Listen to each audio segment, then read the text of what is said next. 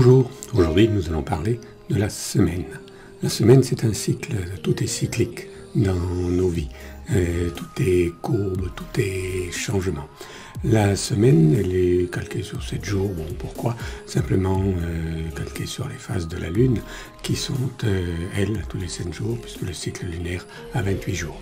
Mais c'est de l'à peu près, car entre le jour et les phases lunaires, il y a un décalage, puisque le jour dépend du soleil, et le reste dépend de la Lune. Donc c'est pour ça qu'il y a des petites réadaptations. Toujours est-il que à la fin de la semaine, il y a le week-end. Je vous en ai parlé un petit peu. Le week-end, c'est fait pour se ressourcer, c'est fait pour changer, et c'est fait pour ranger ses idées, ranger ce que nous décidons de faire ou pas. Dans les cycles, il y a toujours cette phase de repos.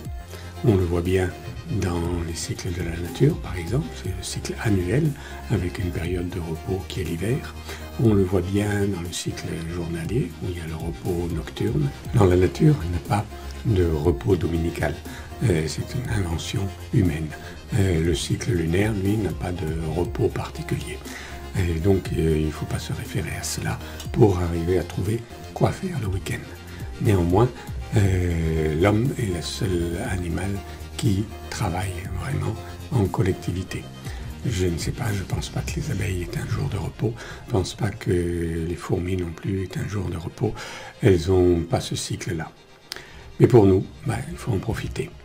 Voilà, et tout ce que je vous recommande, c'est de bien classer vos idées le week-end, les écrire dans un petit carnet.